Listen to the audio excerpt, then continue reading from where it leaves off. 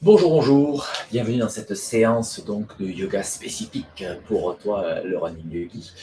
C'est des séances de perfectionnement, c'est quelque chose qui me tient à cœur depuis un certain temps déjà. C'est ce que je souhaite faire passer dans les week-ends d'approfondissement, où on va aller plus loin en fait que ce que vous avez déjà découvert lors de la formation, des week-ends et de votre pratique.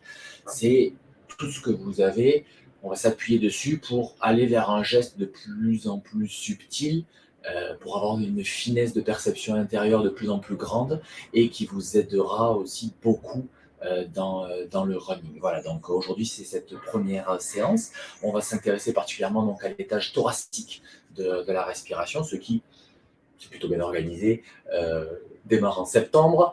La foulée démarre dans les épaules. Septembre, c'est l'automne, c'est le poumon, c'est la respiration. Donc voilà, une concomitance qu'on ne pouvait pas manquer. Donc voilà, c'est une séance qui on a beaucoup travaillé, donc ce qui sont thoraciques.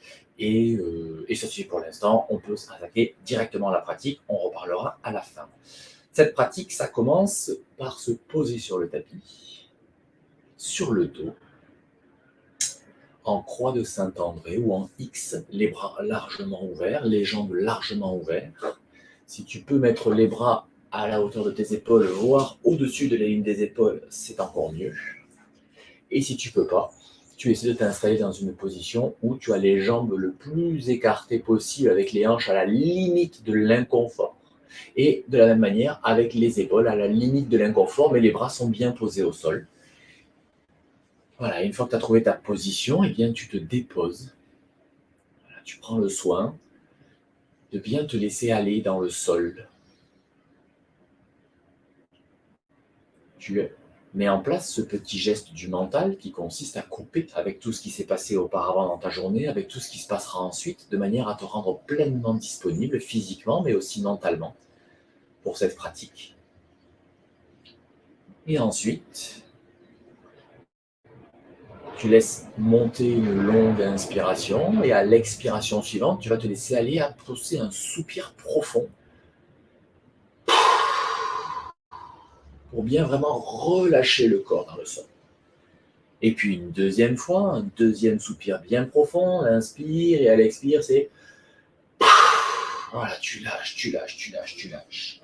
Et une troisième fois, une bonne inspire et encore un soupir profond. Voilà, de manière à bien sentir que ton corps se dépose de plus en plus lourdement dans le sol. À prendre conscience donc des zones de contact entre ton corps et le sol, d'une part, et d'autre part, à revenir au contact de ta respiration, au ressenti de l'air qui entre et de l'air qui sort par tes narines. Petit état des lieux d'entrée dans la séance. Est-ce que l'inspiration ou l'expiration est plus longue l'une que l'autre, ou bien est-ce que c'est équilibré? Est-ce qu'une narine est plus active que l'autre? Est-ce que ton corps installe spontanément des temps de suspension, poumon plein, poumon vide? Voilà. Déjà, ne serait-ce que ces trois paramètres à venir observer, ça permet de prendre contact avec ta respiration naturelle. Ton corps, il sait parfaitement comment il doit respirer là maintenant. Il s'agit pour toi de venir observer, de venir mesurer, de venir prendre conscience de ce qui se fait de manière automatique par notre intelligence biologique.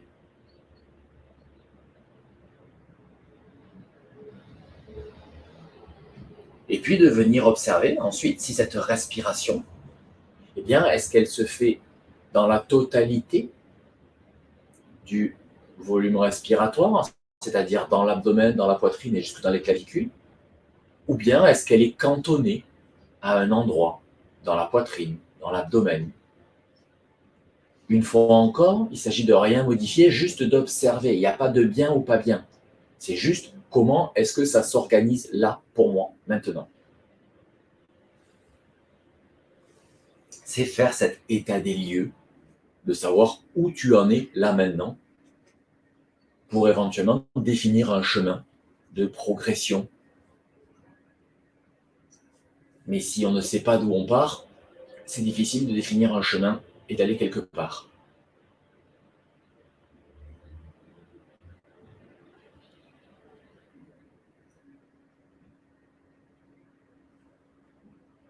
Voilà, ça va suffire pour ce petit temps de recentrage hein, sur ta respiration.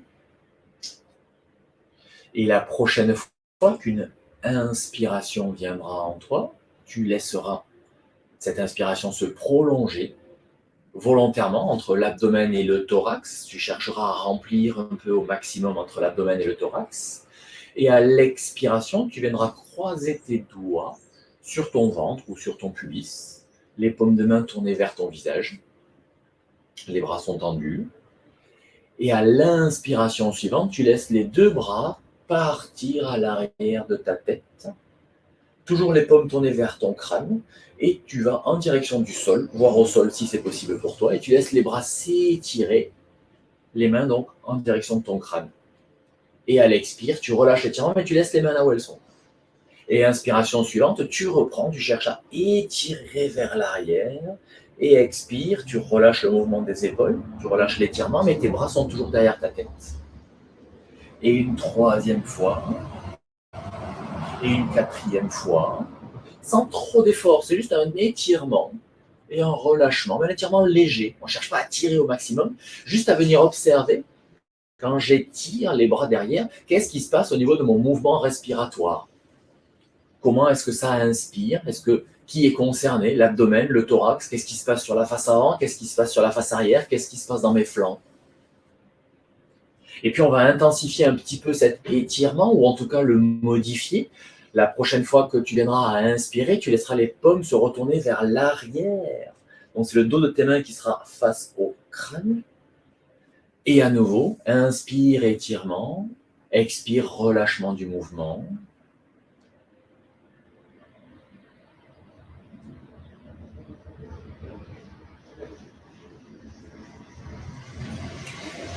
Et puis tu pourras poser les bras dans le sol, décroiser les mains et laisser les bras parallèles entre eux, à l'arrière de ta tête.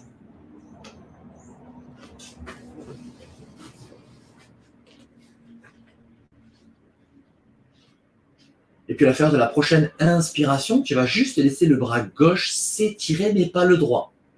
Inspire, tu étires le bras gauche, donc c'est l'omoplate, l'épaule gauche qui bouge un petit peu.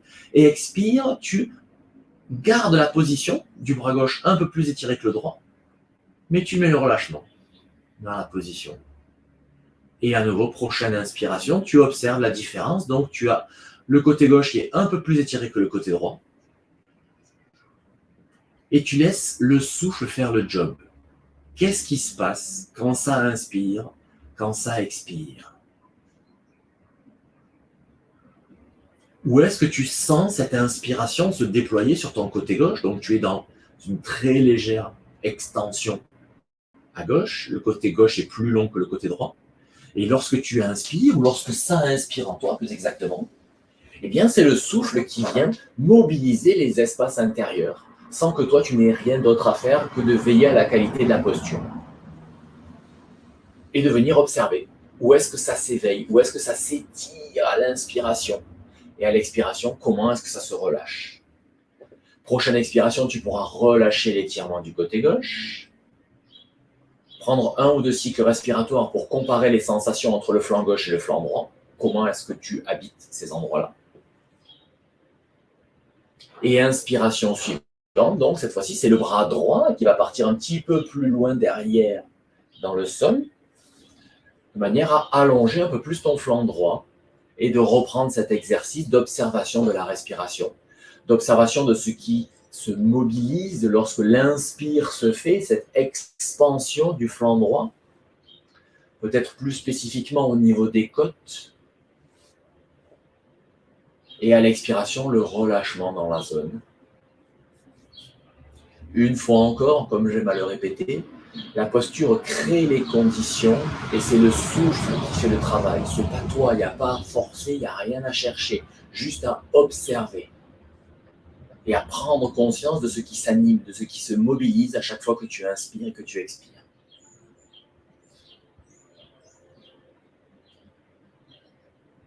Et puis quand tu auras la sensation que le travail se sera équilibré entre le côté droit et le côté gauche, eh bien tu pourras cesser l'exercice sur une expiration, ramener les bras le long de ton corps en Shavasana, pour prendre un petit temps pour venir observer ton ambiance générale. Comment est-ce que tu te sens après ces quelques minutes passées à respirer en profondeur? Est-ce que ton mouvement respiratoire est différent par rapport au début de la séance, quand on l'a observé tout à l'heure en croissant en vrai, ou bien est-ce que c'est la même chose? Au niveau longueur inspire-expire, au niveau de l'activité d'une narine ou de l'autre, au niveau des temps de pause à plein ou à vide. Voilà. Est-ce que le mouvement respiratoire est le même ou est-ce qu'il a bougé un petit peu? Voilà, et puis tranquillement, tu pourras t'étirer, ramener les genoux vers la poitrine, te bercer un petit peu, rouler de gauche, de droite, faire ce qui t'est nécessaire pour pouvoir délicatement passer progressivement sur le côté et venir t'installer en feuille pliée en balasana.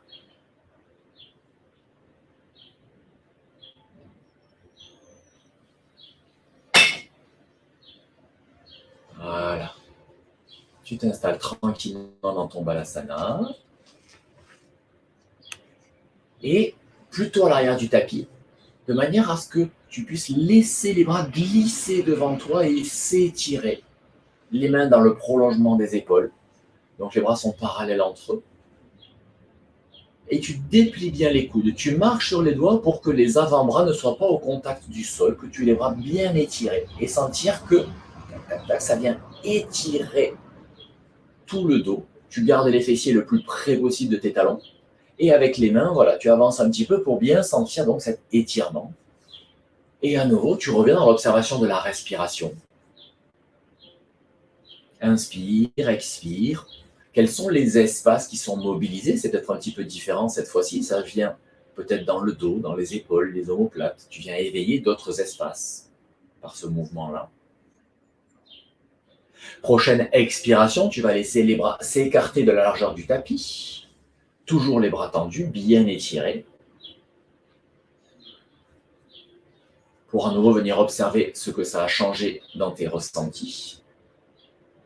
Et prochaine expiration, tu laisses la main gauche venir à côté de la main droite, de manière à partir dans une flexion latérale. Donc le flanc gauche est bien étiré, mais le flanc droit n'est pas ratatiné. J'utilise toujours cette image de l'arc. Le côté gauche, c'est le bois de l'arc, donc qui est courbe, et le côté droit, c'est la corde de l'arc. Et la corde de l'arc, elle est tendue, sinon l'arc, il ne sert à rien. Donc, tire bien sur ton bras droit pour essayer de faire une grande ligne droite entre ta main droite et ta hanche droite.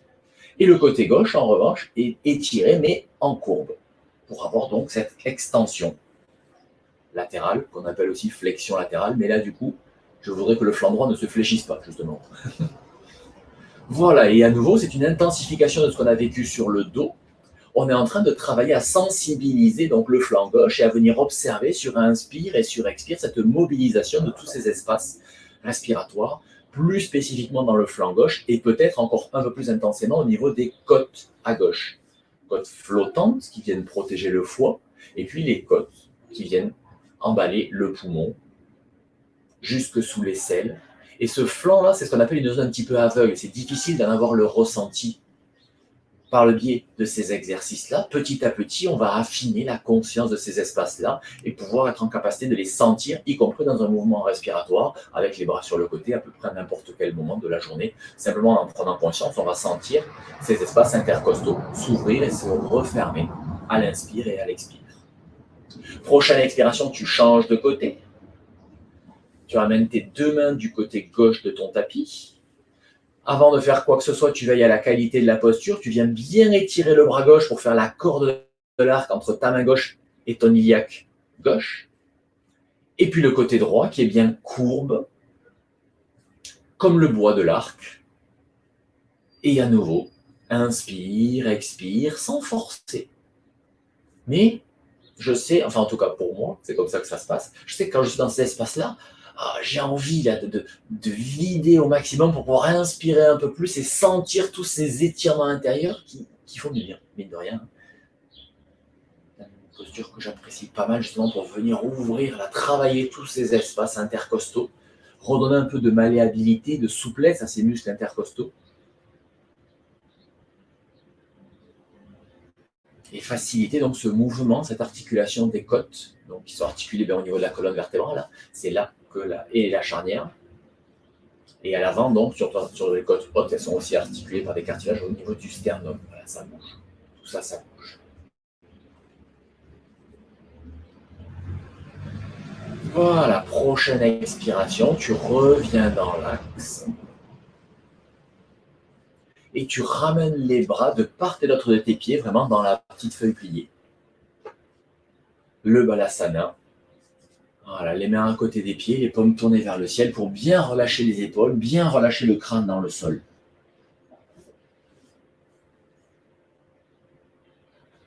Et venir observer les sensations de ton volume respiratoire et peut-être plus particulièrement au niveau donc du caisson médian, le caisson thoracique. Voilà, et puis tu pourras poser les mains de part et d'autre de ta tête pour prendre appui dessus et te redresser pour venir t'installer en Vajrasana, la posture du diamant, de la foudre. Si tes genoux ne te permettent pas de rester longtemps, déjà rester un moment les genoux en flexion un peu importante, si tes genoux ne te permettent pas de rester longtemps comme ça, tu peux t'asseoir en tailleur, tu peux t'asseoir sur une chaise, tu peux t'asseoir sur un banc. Ce qui va bien, on va, quoi qu'il en soit, travailler la partie haute. Mais si c'est possible pour toi d'être en Vajrasana, je t'invite à t'y installer pour la simple et bonne raison que ça permettra en plus de travailler la mobilité des orteils et des coups de pied. Voilà. Et une fois dans cette position, on revient donc dans la sensation de la respiration en ayant retrouvé le tronc dans la verticale. Et puis tu vas venir poser les mains au contact l'une de l'autre par le bout des majeurs sur ton sternum à hauteur du cœur. Expire, tu lâches les épaules, mais tu laisses les bras là où ils sont. Prochaine inspiration, tu vas laisser ton bras gauche s'ouvrir sur le côté. Et expire, tu le refermes. Et inspire, tu rouvres que le bras gauche. Pour l'instant, on travaille le bras gauche, côté gauche. Bon, tu ne vas pas tout de suite dans ton amplitude maximale, mais à chaque inspiration, tu vas pouvoir aller un tout petit peu plus loin jusqu'au moment où ton bras va pouvoir dépasser le plan médian et venir un petit peu derrière toi. Et expire, tu refermes. Et inspire, tu ouvres un petit peu plus loin. Mais l'idée, c'est que c'est bien l'articulation donc, au niveau de l'épaule. C'est l'épaule gauche qui s'ouvre et qui se ferme. L'épaule droite, dans ce mouvement-là, en fait, elle reste bien de face. Ce n'est pas une torsion qui amène tout le corps. C'est juste une ouverture du demi-thorax à gauche, avec cette coulisse donc, de l'omoplate qui glisse sur les côtes derrière. Et à l'avant, le demi-thorax gauche qui s'ouvre grandement. Mais le demi-thorax droit reste en place. Et puis, viens observer, une fois que tu as ton geste, les sensations, la différence entre ton demi-thorax à gauche et ton demi-thorax à droite pendant que tu inspires et que tu expires. L'épaule reste bien basse. Jusqu'au moment où, après une inspiration, tu garderas ton bras gauche étiré, ouvert. Relâche la nuque, en faisant peut-être des petits mouvements de non. De longues expires et de bonnes inspires pour bien sentir cette ouverture du demi-thorax gauche. Et puis, on va rajouter un petit quelque chose, c'est que la prochaine fois que tu vas inspirer, tu vas laisser ton poignet gauche donc partir en flexion vers l'arrière. Tu pointes les doigts vers l'arrière pour rajouter un petit peu d'étirement donc sur tes fascias au niveau de la face interne du bras, de l'avant-bras.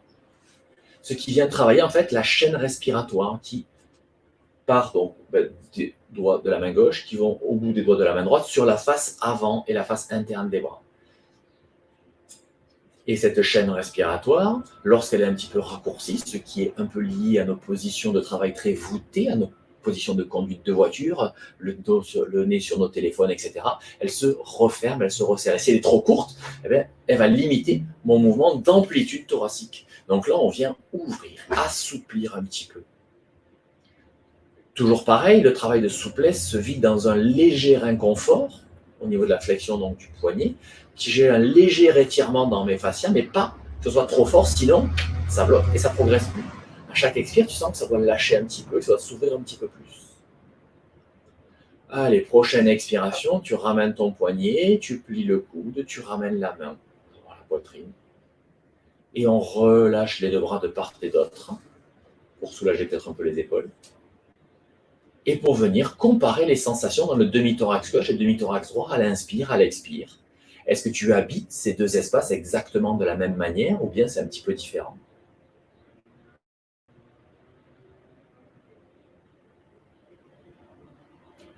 Prochaine inspire, je ramène les deux mains posées sur ma poitrine. Expire, je relâche les épaules. Inspire suivante, c'est le bras droit qui va s'ouvrir. Je ne vais pas tout de suite dans l'amplitude maximale. J'ouvre, expire, je referme. Inspire, j'ouvre un petit peu plus loin. Expire, je referme. Et ainsi de suite, très progressivement. Tu mets de plus en plus d'amplitude à ce mouvement d'ouverture en tenant bien ton épaule gauche, en ne laissant pas ta ceinture scapulaire tourner. Il n'y a pas de torsion au niveau de la colonne vertébrale. C'est juste vraiment une ouverture là dans ce mouvement qui s'articule donc au niveau de l'épaule droite cette fois-ci. Donc on continue ce mouvement en dynamique. J'ouvre, je referme, j'ouvre, je referme. Jusqu'au moment où je sens que mon bras est apte à rester ouvert, épaule basse toujours. Et où, sur une inspiration, je laisse mon poignet droit se mettre donc en flexion. Les doigts pointent vers l'arrière, en extension selon comment on le regarde. Pour sentir cette intensification de l'étirement dans tout mon demi-côté droit, dans l'avant-bras, dans le pli du coude, dans la zone du biceps, triceps, jusqu'au niveau donc de l'aisselle et du demi-thorax droit. Et une fois encore, c'est le souffle qui fait le job à l'inspire, à l'expire. Moi, la seule chose que je fais, c'est de maintenir la qualité de ma posture, de veiller à ce que mon étirement soit légèrement inconfortable et pas plus. Ça, c'est mon travail à moi, avec mon mental. Et le reste, c'est le souffle qui fait le travail tout seul, de venir ouvrir ces espaces, les sensibiliser, les étirer, les animer. Moi, la seule chose que je fais, c'est d'ajuster ma posture à chaque fois. À chaque inspire, à chaque expire, j'ajuste d'un millimètre, d'un micromètre pour rester dans cet inconfort confortable, dans ce relâchement dans l'effort, ce sthirasukam, qui me permet de vivre la posture et non pas de la tenir. Et quand tu sentiras que le travail s'est équilibré, eh bien à nouveau sur une expiration, tu laisseras ton poignet se replier, puis le coude, la main revenir à la poitrine, les bras redescendre de part et d'autre de ton corps, pour revenir une fois encore dans l'observation de tes sensations, dans cet espace qu'on vient d'éveiller, l'espace du thorax. Et le thorax, c'est pas juste la face avant, tout comme l'abdomen, c'est pas juste le ventre. Le thorax, c'est un volume à 360 degrés. Donc c'est certes la face avant, la poitrine et le sternum, c'est aussi les flancs avec les aisselles, et c'est le dos avec les omoplates qui sont par-dessus les côtes. Donc venir dans l'observation des ressentis dans tout ce volume du thorax.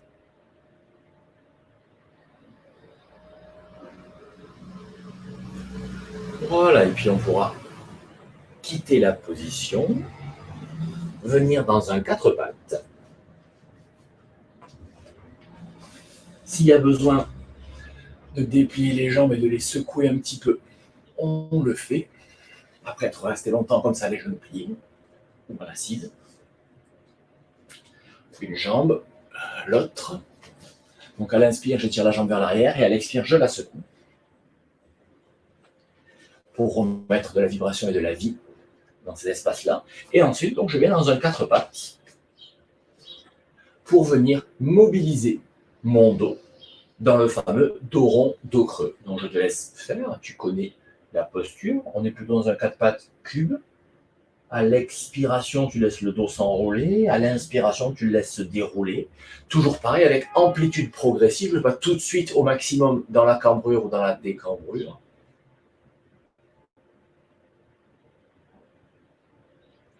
J'y vais avec progressivité.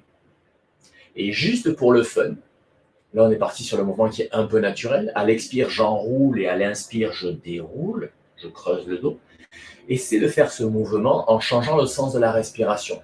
Essaie d'enrouler le dos sur inspiration et de dérouler le dos, de creuser le dos sur expiration. La bonne nouvelle, c'est que ça marche quand même, heureusement.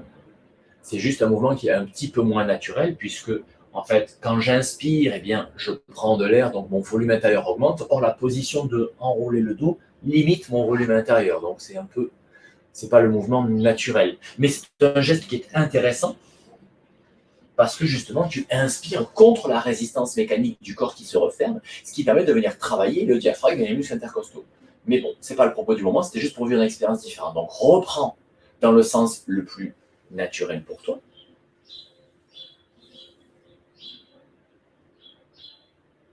Et puis, tu vas venir observer où est le moteur du mouvement. Dans les séances de perfectionnement, on va de plus en plus rentrer, donc, je le disais en début de séance, dans un geste subtil, mais aussi dans un geste qui est vécu plus consciemment, avec la notion de la naissance du mouvement. Le geste que tu es en train de faire, où est-ce qu'il démarre? Quand tu viens en creuser le dos, par exemple, le geste part d'où? Quel est le moteur et le geste se déploie comment? C'est à ça que je vais beaucoup t'inviter dans ces séances de vidéos de perfectionnement, à comprendre où est le moteur du mouvement et si c'est un mouvement qui va partir plutôt du proximal du centre vers l'extérieur ou au contraire de l'extérieur vers le centre. On en revient toujours à cette fameuse dualité. Est-ce que je pousse? Est-ce que je tire? Est-ce que c'est yin? Est-ce que c'est yang? Voilà. C'est ça qu'on va travailler de plus en plus finement et comprendre que les gestes, en fait, ne sont pas tout à fait les mêmes. Du coup, maintenant, tu vas peut-être analyser où était le moteur de ton mouvement, où est-ce qu'il démarrait. Moi, je vais te demander de faire démarrer ce mouvement dans le bassin. Donc, la prochaine fois que tu vas, par exemple, expirer et enrouler le dos, tu vas veiller à ce que le mouvement démarre dans ton bassin, dans le sacrum, puis dans les lombaires basses, dans les lombaires moyennes, hautes, le thoracique, jusqu'à arriver aux épaules. Et la tête et la colonne cervicale bougeront en dernier.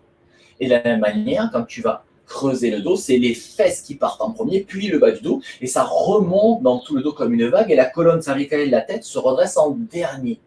Rajoute cette finesse de conscience de ton geste, à laisser ce geste avancer comme une vague pour mieux le délier, mieux le contrôler, et que tu ne sois pas dans un geste de rond, de creux un peu amalgamé, où tout bouge en même temps sans trop savoir qu'est-ce que tu contrôles. Ouais, très bien. Conscience du geste, ralentis le mouvement. Et à la rigueur, oublie la respiration. Sois juste focus sur le mouvement.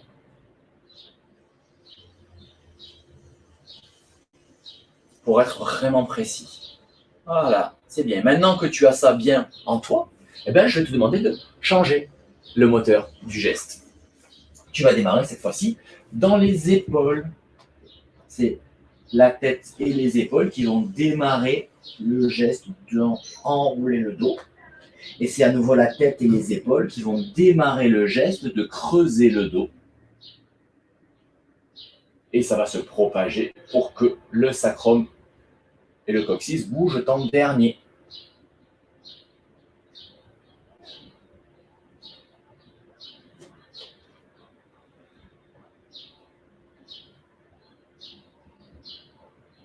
Voilà, on va continuer de garder ce geste initialisé au niveau donc de la cage thoracique et des épaules. Donc, grosso modo, tu pousses sur tes bras ou tu mobilises l'articulation de l'épaule pour laisser le sternum avancer lorsque tu creuses le dos. Et ce geste se propage donc depuis le haut jusque dans le bassin. Et on va aller encore un peu plus loin que ça. Tu vas venir mettre ta conscience sur ta face avant, au niveau donc du sternum. Et tu vas imaginer maintenant que le moteur du mouvement est dans le sternum. C'est-à-dire que lorsque tu vas aller dans le dos creux, eh bien, c'est comme si le sternum était tiré vers le sol. Et lorsque tu vas dans le dos rond, c'est comme si le sternum était poussé vers le ciel. Donc, le moteur du geste est sur la face avant de ta poitrine. Lorsque tu enroules le dos, donc à expiration, c'est un geste qui pousse vers le ciel. Et au contraire, lorsque tu viens creuser le dos, c'est un geste qui vient tirer vers le sol. Cherche cette subtilité-là, de te poser sur la face avant de ton corps et d'imaginer que tu pousses vers le ciel pour enrouler et que le sternum tire toute la poitrine et tout le corps là vers l'avant pour venir dans le dos creux. Est-ce que c'est exactement la même chose au niveau de la sensation intérieure? Là, on est dans un geste qui est de plus en plus subtil, où quelque part, c'est vraiment au niveau de la trame des fascias que ça va se jouer un peu différemment. On change. Moteur sur la face arrière au niveau de la colonne vertébrale et des omoplates. Cette fois-ci, lorsque tu vas aller dans le dos creux, eh bien, le mouvement va pousser la poitrine vers le sol. Et au contraire, lorsque tu vas dans le dos rond, c'est la peau du dos qui vient tirer tout le geste vers le ciel. Qu'est-ce que ça change?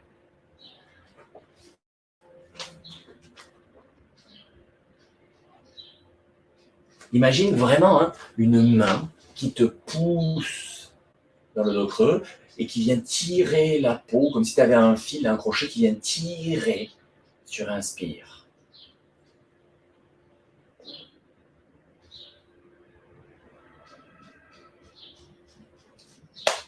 On change. Reste sur la face arrière de ton dos et cette fois-ci, on va alterner. En fait, c'est pas tout à fait ça. On va changer justement de face et on va rester dans le geste d'abord de pousser.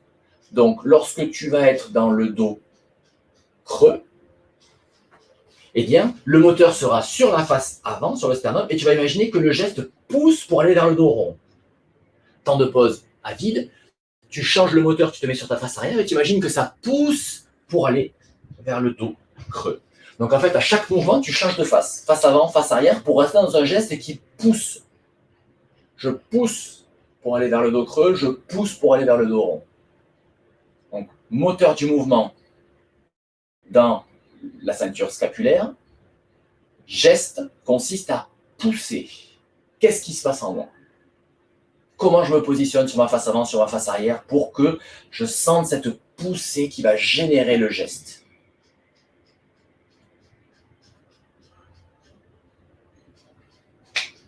On change. On va passer au geste de tirer.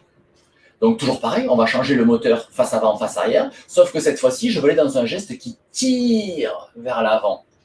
Donc moteur sur le sternum pour aller dans le dos creux, je suis tiré pour creuser le dos. Clac, je change de face, je me mets sur ma face postérieure et j'imagine que je suis tiré par ma face postérieure pour aller dans le dos rond.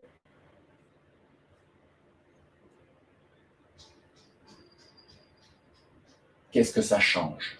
Comment est-ce que je vis tout ça? Tu vois, un geste, jusqu'où ça peut aller en matière de conscience, et là, on n'en est encore qu'au premier niveau du geste subtil.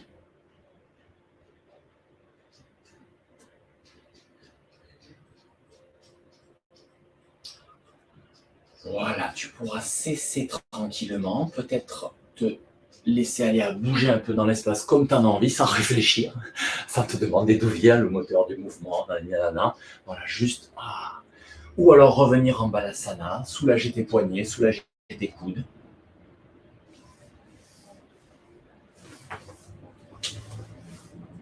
Et venir observer les sensations, la manière dont tu habites maintenant cet espace thoracique.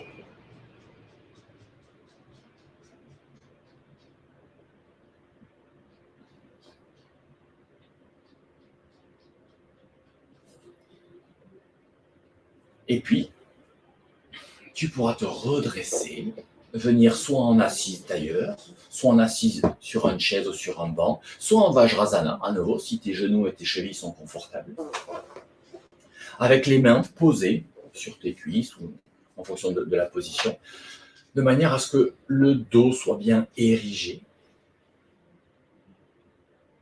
Si tu es donc en assise d'ailleurs comme moi, tu peux poser les mains sur les genoux. Si tu es en assise en Vajrasana, tu peux poser les mains aussi sur tes genoux, sur la forme des genoux. Voilà. Pour remettre en place un petit mouvement donc de la ceinture scapulaire, ce fameux mouvement de fermé, ouvert, le fameux avachi redressé de la course à pied. Donc à l'expire, tu laisses le haut du dos et des épaules s'enrouler, à l'inspire, tu laisses s'ouvrir. Donc dans un premier temps, c'est un geste qui est un petit peu ample, mais c'est vraiment que le haut du dos qui s'enroule et qui se redresse. Tu essaies de garder ton bassin dans la bonne position pour juste mobiliser la partie supérieure.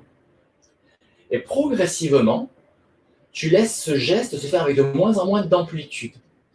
Donc à l'expire, tu refermes un peu moins en amplitude, mais tu vas quand même au bout de ton expiration. Et à l'inspire, tu laisses s'ouvrir un petit peu moins en amplitude, mais tu vas quand même au bout de l'inspiration, ce qui fait que le geste, en fait, ralentit, ralentit, ralentit. Il fait une moins grande distance, il y a une moins grande amplitude, mais toujours sur la même durée d'inspire et d'expire.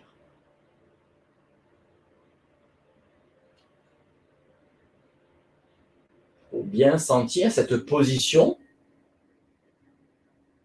où en expirant, tu sens que ça se referme un peu, même si ton corps bouge très peu, tu sens toute la trame là qui va vers l'avant et qui se referme et qui va un peu vers l'inertie, vers le yin. Et au contraire, à l'inspiration, tu sens les épaules qui partent un tout petit peu en direction du plan postérieur, certes, mais c'est toute ta trame énergétique qui se redresse, qui s'érige et qui connecte et qui relie au yang, la plénitude, le vide. L'inspire, l'expire, et ton geste physique diminue, diminue, diminue, diminue de plus en plus d'amplitude pour que ce geste physique ne devienne plus qu'un mouvement intérieur. Et là aussi, j'introduis cette différence que je fais entre geste et mouvement. Le geste est quelque chose que tu vas faire physiquement, mentalement, le contrôlant, et le mouvement, c'est quelque chose qui est. Ton mouvement respiratoire, c'est différent de ta respiration. Tu respires consciemment, tu respires en faisant le geste, mais le mouvement respiratoire, celui qu'on vient connecter en début de séance, ce souffle naturel, et bien là, c'est pareil. Installe-toi dans l'immobilité corporelle du geste et observe qu'à chaque fois que tu inspires et que tu expires, ce mouvement d'ouverture et de fermeture de la cage thoracique et des omoplates, il est. Sans que tu n'aies rien à faire, sans que toi, tu ne bouges, tu sens qu'à l'inspire, le thorax s'expanse un petit peu, ta trame énergétique se modifie, tu es dans le goût du yang, on va dire dans la vibration du yang, et à l'expire, sens au contraire ce petit avachissement très léger, mais qui est. Et c'est pas toi qui fais, c'est.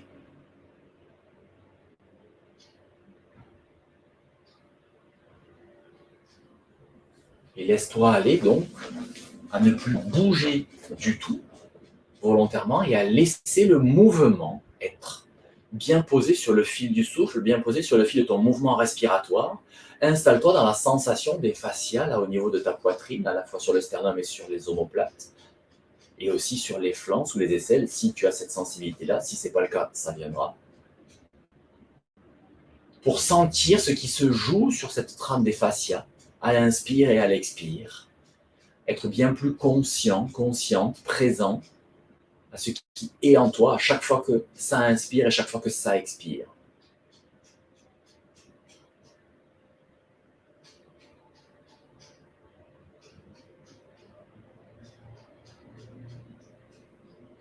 Voilà, petit temps de concentration finale sur cet espace du thorax. Comment est-ce que tu l'habites maintenant? Comment est ton souffle naturel par rapport au début de la séance? Est-ce que quelque chose s'est éveillé en toi ou pas? Et ne rien sentir, c'est déjà sentir quelque chose. C'est le simple fait d'amener la conscience dans cet espace-là qui va faire en sorte que progressivement, les chemins neuronaux vont se créer et ça va s'affiner avec le temps, jusqu'au moment où ces perceptions deviendront aussi présentes que le fait de toucher quelque chose avec les doigts et de le sentir. Et c'est par ce travail un peu plus fin, un peu plus conscient, un peu plus subtil, qu'on arrive à affiner encore et encore le niveau de ressenti intérieur. Voilà. Donc, on va mettre en place des vidéos comme ça, mensuelles, avec une thématique bien particulière, histoire de pouvoir commencer à avancer. Et puis, c'est ce qu'on travaille dans les week-ends d'approfondissement, dans la semaine de stage expert, où on va tâcher aussi de faire des week-ends experts. Voilà. La progression en running, elle va encore venir en passant par ce temps-là, par ce temps de revenir de plus en plus dans la perception du corps, dans la perception des espaces intérieurs, dans la perception du mouvement respiratoire. Et une fois que je l'aurai perçu, je serai en mesure de mieux le contrôler, mieux l'exploiter, mieux l'utiliser. Donc ça, comment tu l'appliques dans ton running? Et bien, les prochaines fois que tu vas aller courir, prends quelques instants avant de partir pour revivre ce mouvement avachi, redressé que tu connais, mais en commençant effectivement par un peu d'amplitude, mais très rapidement, en revenant vers ce qu'on vient de faire à la fin, un geste de toute petite amplitude, presque invisible extérieurement, mais toi, tu sens que quand tu expires, ça se referme devant, ça s'ouvre derrière, et quand tu inspires, ça s'ouvre devant, ça se referme derrière. Voilà. Et après, tu pars courir. Pendant les quelques minutes d'échauffement, tu refais ce petit geste avachi redressé, mais plus le mouvement avachi redressé que le geste avachi redressé. Donc, sentir que clac, clac, ça bouge. Tu le fais 1, 2 minutes, tu poses ta conscience là-dessus pendant que tu t'échauffes, que tu démarres à toute petite foulée, et puis tu l'oublies, et tu laisses faire. Et ça va infuser, ça va infuser, ça va infuser. Et à chaque fois que tu y penses, au début d'un entraînement, hop, tu reprends cet exercice-là pour venir, pendant quelques temps, venir travailler cet espace-là pour venir affiner les sensations thoraciques. Le mois prochain, on verra le caisson abdominal, et je te donnerai donc les techniques et les tuyaux pour venir voir quand tu cours comment tu peux optimiser ton geste respiratoire. Est-ce que tu vas être plus en respiration thoracique, plus en respiration abdominale? On a tous un petit peu une tendance générale.